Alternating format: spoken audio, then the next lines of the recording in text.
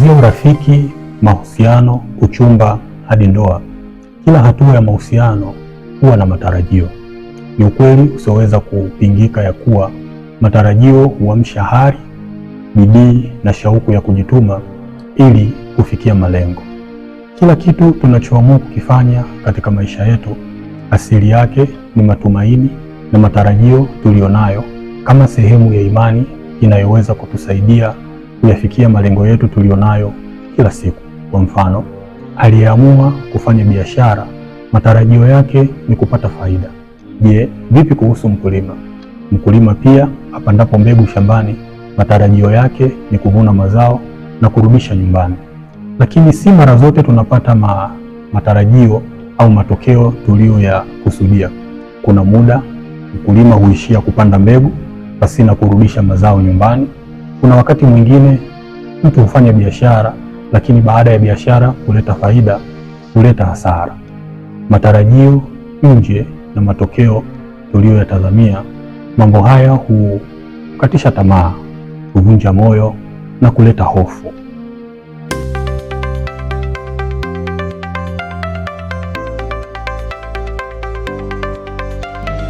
Je, vipi kuhusu seksi? Je, vipi kuhusu kushiriki tendo la ndoa? Ni ukweli ya kuwa pia wanandoa huwa na matarajio mara tu baada ya kuungwa katika ndoa takatifu. Utakubaliana na mimi ya kuwa katika maisha ya kufanyika kuwa mwili mmoja, wanandoa pia huwa na matarajio katika maisha yao haya mapya ya kuanza kukutana kimwili au kushiriki tendo la ndoa. Basi katika sehemu hii ya 5, shabaha yangu kubwa ni kukujuza matarajio matatu makubwa walionayo wanandoa katika maisha yao ya kukutana kimwili, yani maisha ya seksi au kujamiana. Matarajio matatu walionayo wanandoa katika maeneo haya ya kukutana kimwili au katika eneo la kukutana kimwili au kushiriki tendo la ndoa. Karibu sana katika CSD. Hii ni sehemu ya 5 na mimi ni rafiki yako katika Kristo Yesu, mchungaji na mwalimu Emmanuel Mganga. Karibu katika darasa hili ili tupate kuanza pamoja kuainisha matarajio haya matatu walionayo wanandoa katika eneo hili la kukutana kimwili au kushiriki tendo la ndoa. Karibu sana.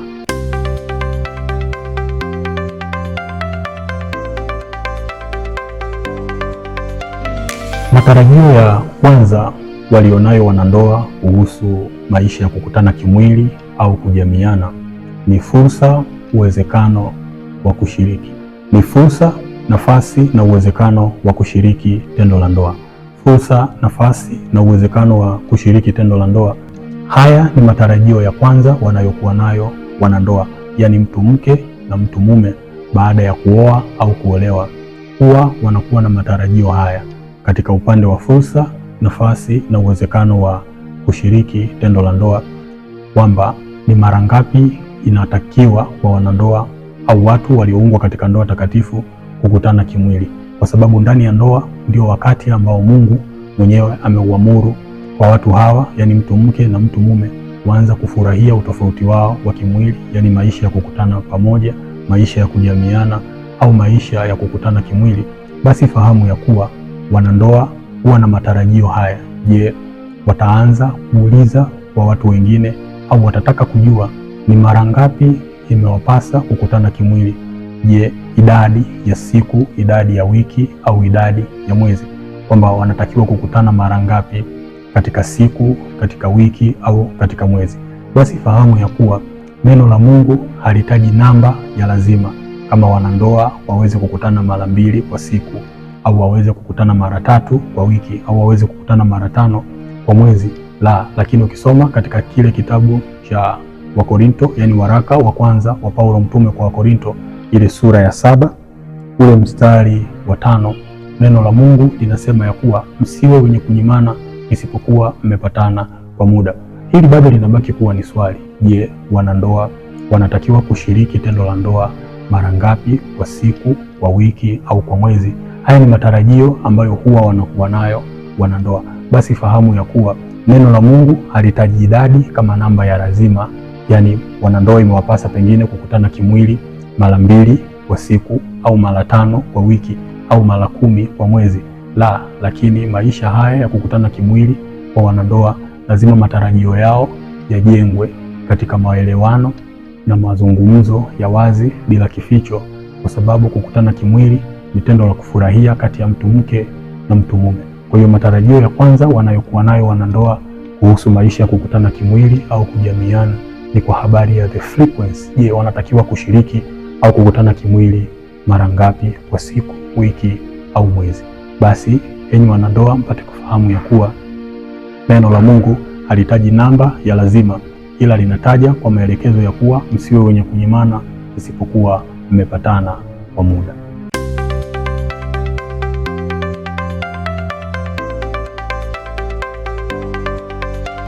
Matarajio ya pili ambayo wanandoa wengi huwa nayo linapokuja swala la kujamiana au maisha ya kukutana kimwili ni muda unaotakiwa kudumu wakati wa kushiriki tendo la ndoa.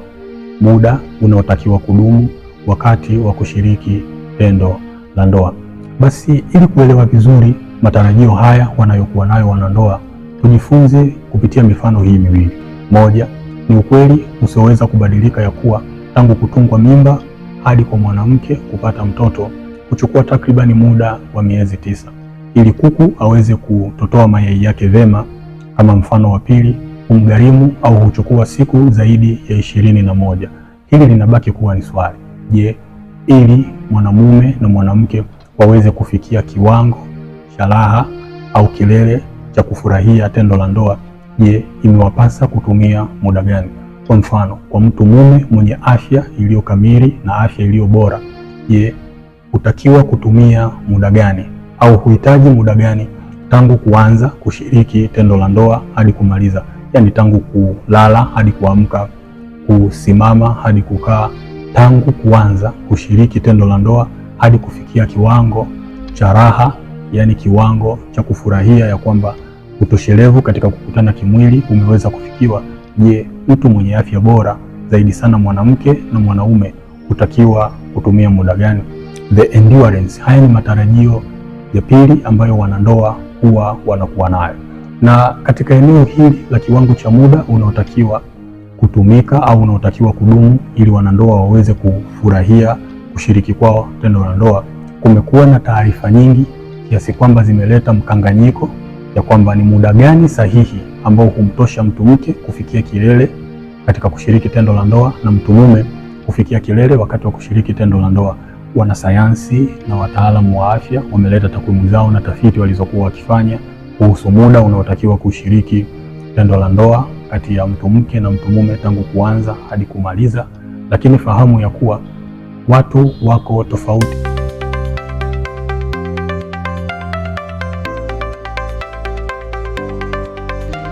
Pia na mimi uzoefu wako katika komenti hapo chini, kiwango sahihi kinachotakiwa kutumika kama kipimo katika eneo la muda. Je, ni muda gani unaotakiwa sawasawa kwa ajili ya wanandoa wanapokutana kimwili ili waweze kufikia kilele cha kufurahia utofauti wao katika eneo la kukutana kimwili au kujamiana? Share na mimi katika komenti hapo chini ili tuweze kuona uzoefu kutoka katika maeneo tofauti tofauti ya ulimwengu huu, watu wa kike na wa kiume katika eneo hili, ili kuwasaidia wanandoa ambao pengine ni wapya katika eneo hili la kufanyika kuwa mwili mmoja, katika eneo hili la matarajio kuhusu kiwango cha muda kinachotakiwa kutumiwa ili waweze kufurahia utofauti wao, ili waweze kufikia kilele wanapokuwa wanashiriki tendo la ndoa.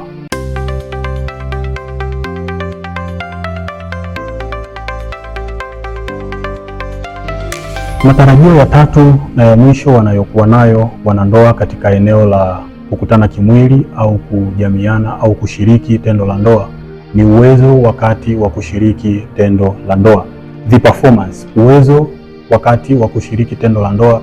Haya ni matarajio ya tatu na ya mwisho wanayokuwa nayo wanandoa katika maisha yao mapya ya kukutana kimwili au maisha yao mapya ya kufanyika kuwa mwili mmoja.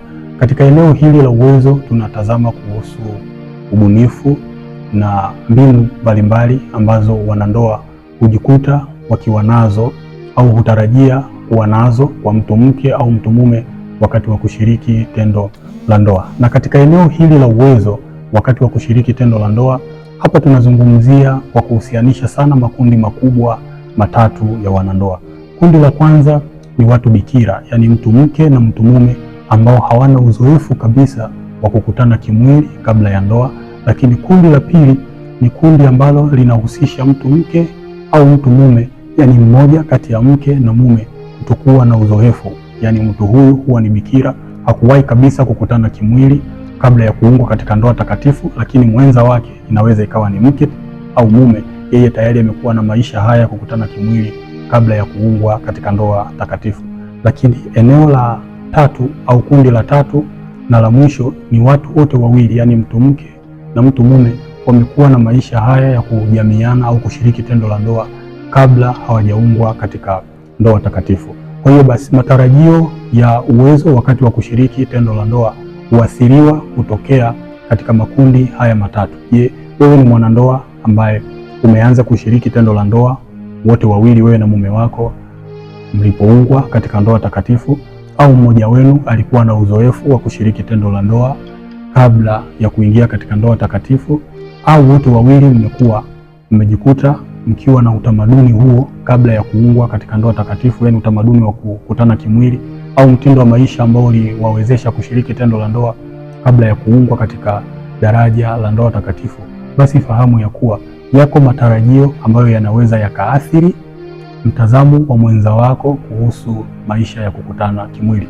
Fikiri kuhusu wanandoa ambao wote wawili, yaani mtu mke na mtu mume, walikuwa na uwezo wa kushiriki tendo la ndoa kabla hawajaungwa katika ndoa takatifu, yaani walikuwa na maisha ya kukutana kimwili kabla hawajaungwa katika ndoa takatifu na mwenza aliye naye.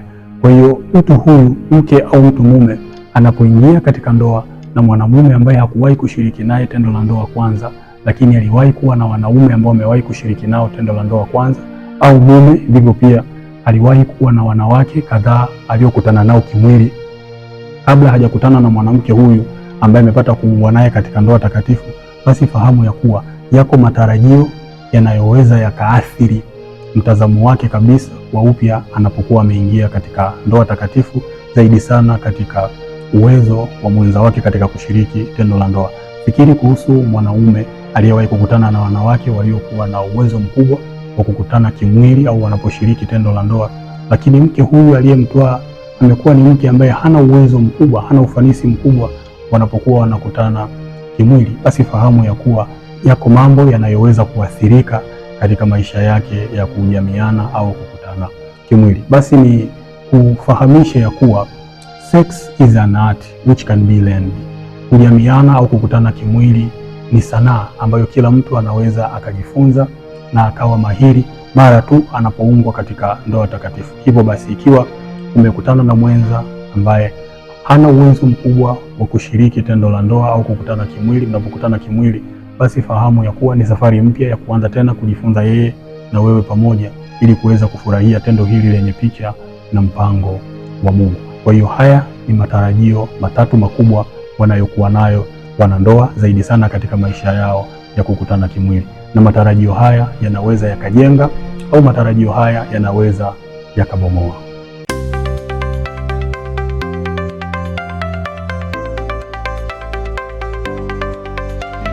Basi kipekee ni kushukuru sana mtu wa Mungu ambaye tumekuwa pamoja tangu tulipoanza sehemu hii ya kwanza, tangu tulipoanza darasa hili katika sehemu ya kwanza ya mafundisho haya ya neno la Mungu, ambayo tumekuwa tukifafanua na kueleza kwa kina zaidi what the Bible say exactly about sex. Neno la Mungu linasema nini kuhusu maisha ya kukutana kimwili au maisha ya kujamiana. Tumekuwa tukieleza na kufafanua na kujibu yote kwa kulihusisha neno la Mungu. Basi endelea kuwa pamoja na mimi katika chaneli hii, endelea kuweka maoni yako na mambo ambayo unatamani kujifunza kupitia chaneli hii, ambayo yatakuwa kama mtaji katika maisha yako ya kukutana kimwili, wewe kama mtu uliyepata neema ya kumkiri Kristo kuwa Bwana na Mwokozi wa maisha yako, na hata wewe ambaye bado hujapata neema ya kufanyika kuwa mmoja wa wanafunzi wa Kristo.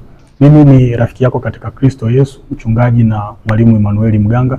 Endelea kuwa pamoja na mimi katika sehemu hii ili uendelee kujifunza mengi ambayo bado hauyafahamu kuhusu maisha ya kujamiana, kukutana kimwili kutokea kwenye mtazamo wa ufalme wa Mungu.